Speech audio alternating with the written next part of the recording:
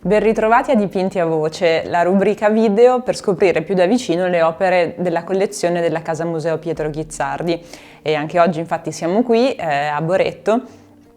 dove ha sede la Casa Museo di Pietro Ghizzardi, che raccoglie la più grande collezione delle sue opere, sia pittoriche che plastiche, anche manoscritte, e il suo archivio storico. Pietro Ghizzardi ha vissuto qui negli ultimi anni della sua vita ed è oggi considerato uno dei maggiori rappresentanti dell'arte irregolare a livello italiano ed europeo.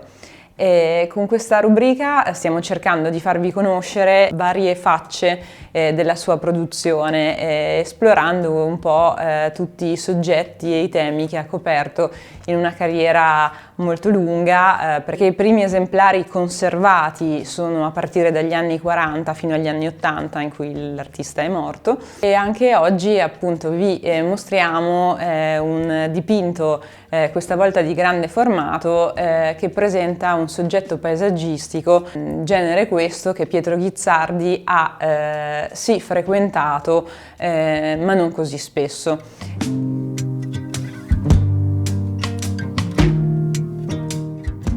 Il grande quadro che vedete alle mie spalle è intitolato Il Santuario e datato, è stato eseguito infatti il 30 di agosto del 1982, appartiene quindi, come la datazione suggerisce, all'ultima fase artistica dell'autore, che poi appunto è scomparso nel 1986. I paesaggi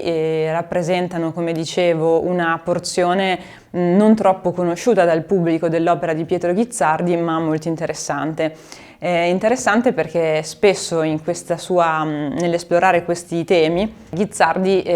si cimenta in un agone che è anche formale, prima di tutto con la prospettiva, che interpreta in un modo assolutamente personale, e in secondo luogo perché nei paesaggi che sono sia naturali che urbani vi è comunque una grande presenza dell'elemento naturale, in particolare degli alberi. Il dipinto appunto alle mie spalle, Il Santuario, è abbastanza, potremmo dire, metafisico, o comunque ha un'ambientazione piuttosto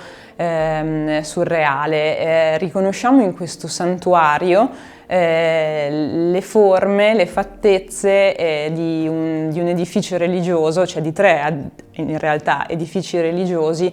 collocati uno accanto all'altro, che richiamano l'architettura della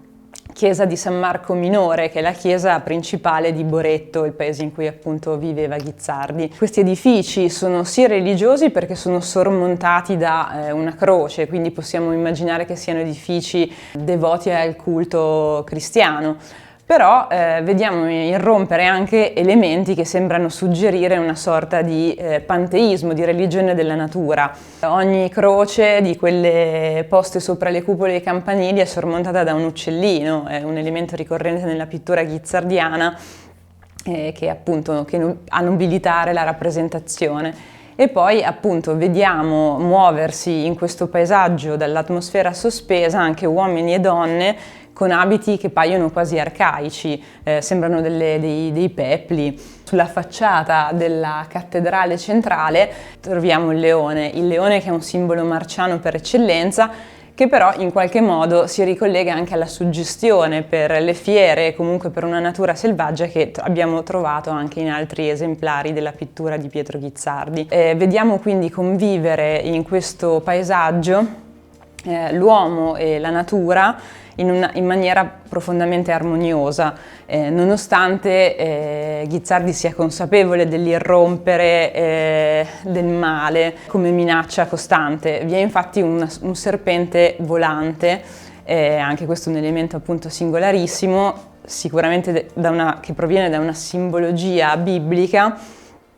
conosciuta attraverso chiaramente fonti orali da Ghizzardi. E però complessivamente questo grande compensato dipinto ci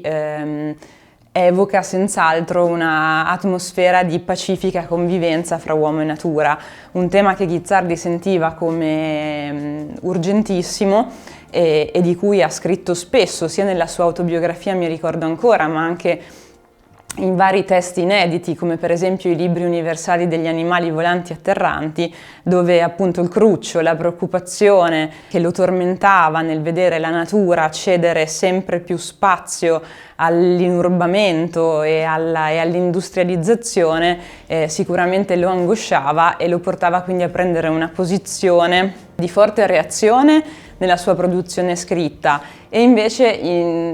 di fuga quasi utopica e per certi versi potremmo dire un po' edenica in soggetti come questo alle mie spalle. Grazie per averci seguito e ci vediamo al prossimo episodio di Dipinti a Voce.